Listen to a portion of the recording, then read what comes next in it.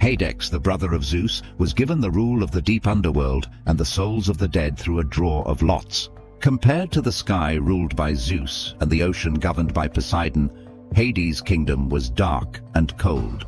It is a place where not a single ray of sunlight penetrates, no moonlight touches, and lacks the lively, bustling warmth of the Olympus and the human world above the fertile earth. Mortal beings, when their time ends, become mere shadows wandering into the deep abyss leading to the underground. These shadows must cross the river Styx, whose murky, muddy waters are eternally cold. Originally, Styx was a nymph, daughter of the god Oceanus, living in a beautiful cave in Arcadia next to a crystal. Welcome to our new channel, dear mythology lovers. Today, we delve into the mysterious realm of Hades and the Underworld. We're just starting, so your support means the world to us. Please subscribe and help us bring daily stories to life for you.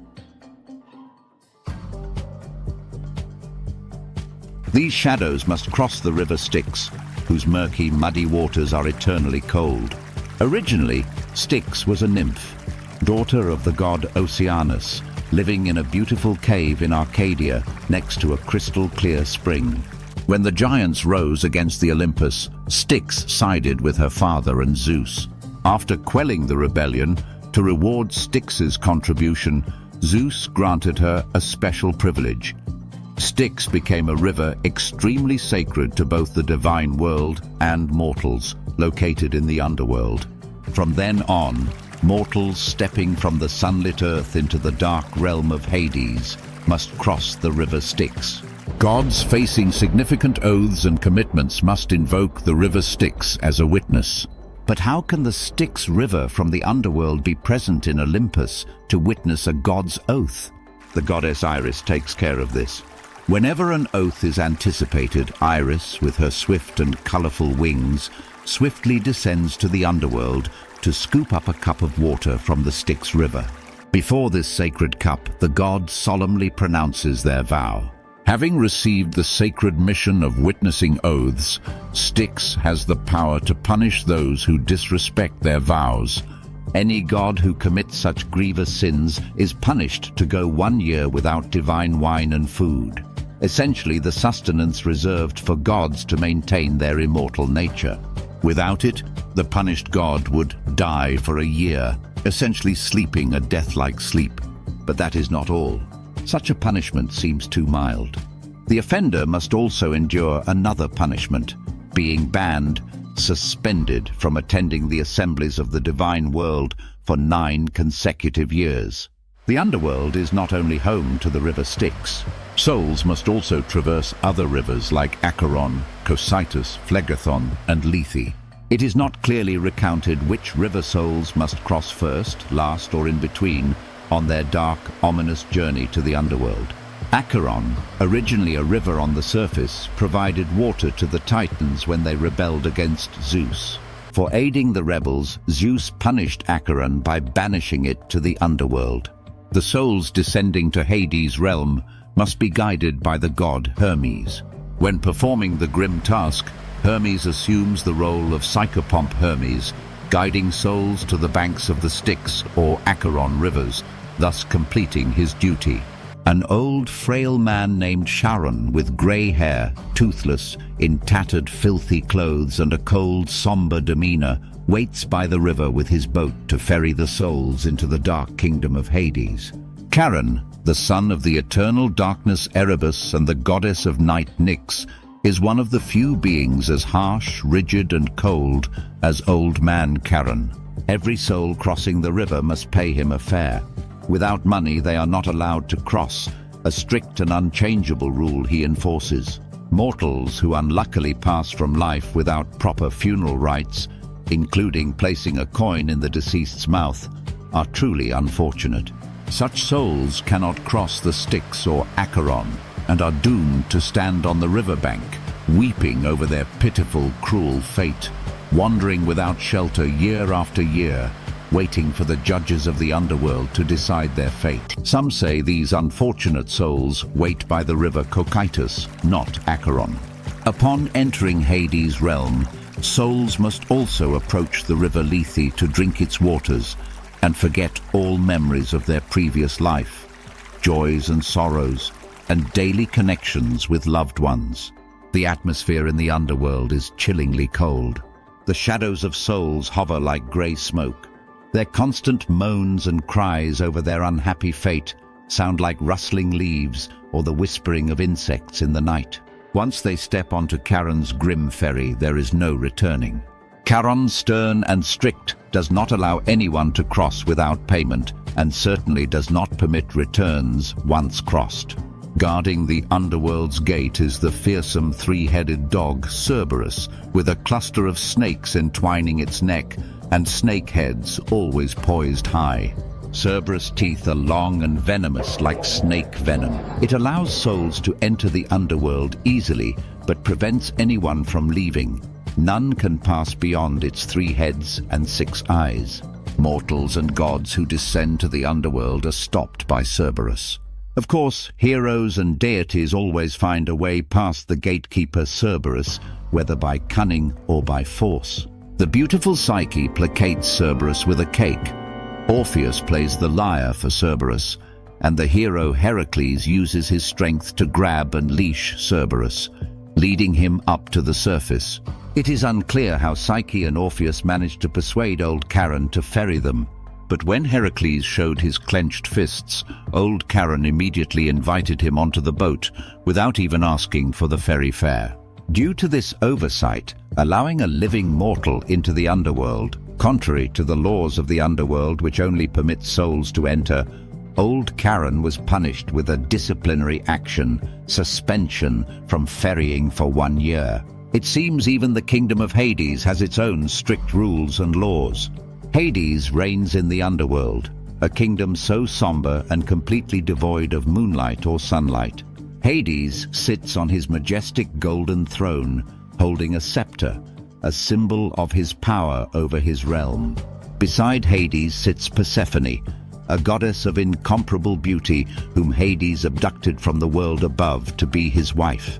Hades wears an invisible helmet, a gift from the Cyclops giants during the battle with the Titans, and he has occasionally lent this precious helmet to heroes to achieve everlasting fame. Assisting in the management of the realm of souls for Hades are several deities and 2 famous judges, known for their fairness and integrity, Minos and Rhadamanthus.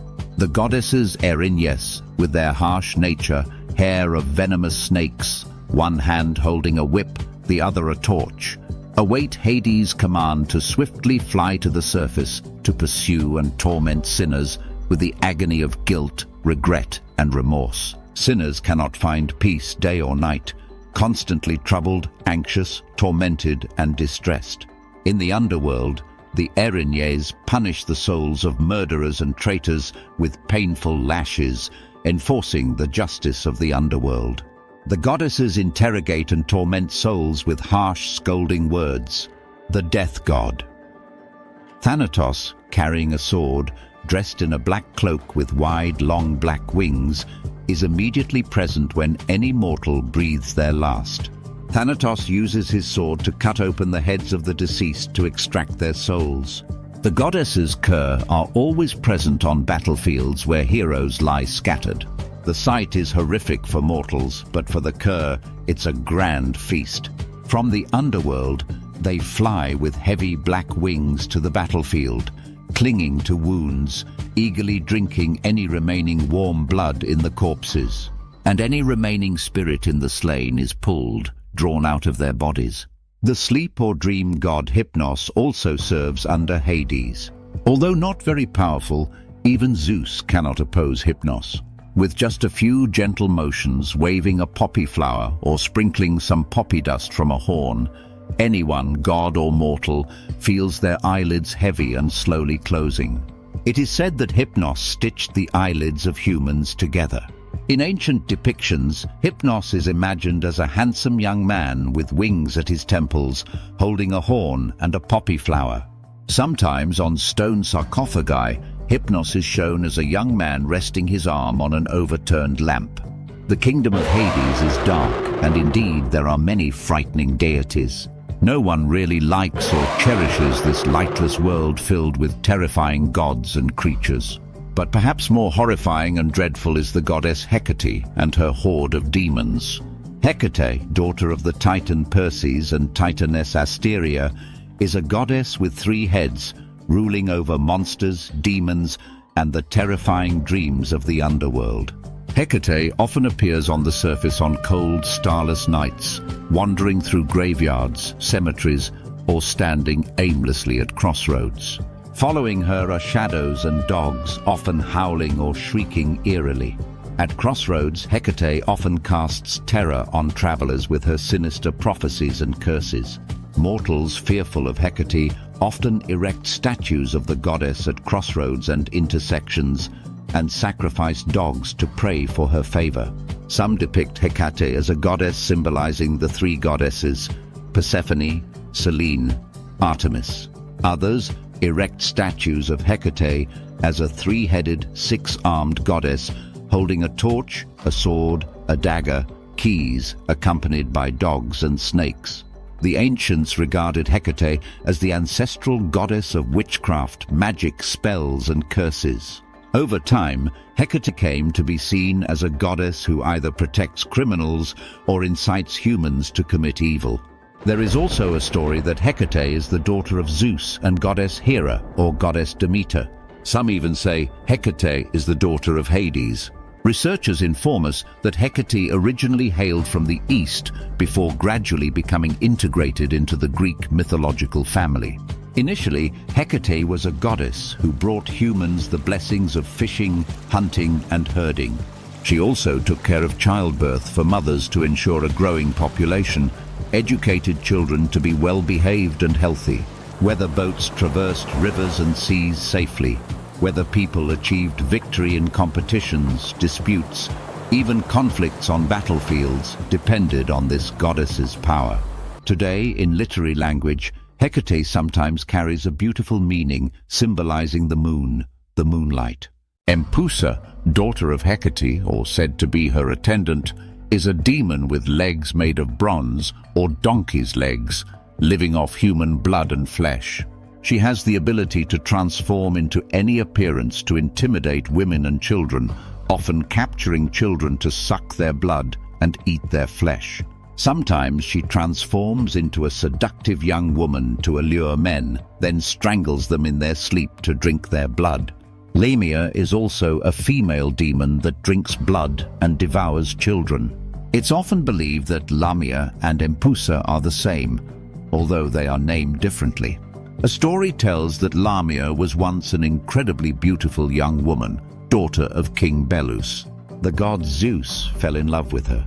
Their love was profoundly intense and they had many children. Goddess Hera, unable to tolerate such mockery, killed all their children. Lamia, driven mad by this, transformed herself into a child-abducting demon to exact revenge, drinking their blood, eating their flesh. Goddess Hera further punished Lamia by permanently depriving her of sleep. Zeus, unable to defend Lamia any further, had to let her act this way. It was a consolation for the beautiful young woman who had endured so much pain. The underworld is also home to many demons like the demon Mormo, Arco, also called Mormolika or Amphito, and which we cannot fully describe. The ancient Hades is depicted as a solemn old man, one hand holding the horn of plenty, the other a farming tool. Pluto, another name for Hades, means distributor of wealth. Hence, farmers often pray to Hades. In some ancient sculptures, Hades is shown as a majestic old man sitting on a golden throne, holding a scepter, with the Tibetan mastiff Cerberus lying at his feet. In mythological studies, there is the concept of chthonic mythology, or chthonic mythology, to denote the mythology of the matrilineal tribal period, literally meaning earth mythology, from the Greek chthon meaning earth. Primitive people depended greatly on nature and external conditions and circumstances, and the most direct, closest, and most visible of these was the earth. They often believed that everything came from the earth. Everything was established and developed from the earth. Therefore, it is no coincidence that before the god Zeus was born and worshipped, the Earth Mother Gaia was a commonly worshipped deity throughout Greece. Researchers use the term chthonic mythology to refer to a stage in the development of mythology that is crude, simplistic, rough, less artistic, showing the traces of human ignorance and fear before nature, as opposed to the hero mythology and the mythology of the more refined, artistic, and rational patriarchal tribal period. Chthonic mythology has evolved through many stages, from fetishism to animism.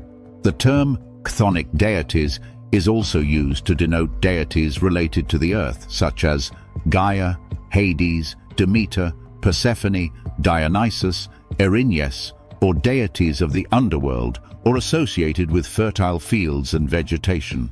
However, this term is usually used to contrast deities of the underworld with those of the heavenly court. Thank you for venturing with us into the shadowy depths of Hades' domain. We're just getting started, so please forgive any imperfections and share your thoughts to help us improve. Subscribe, comment, and join us daily for more mythical tales from the gods.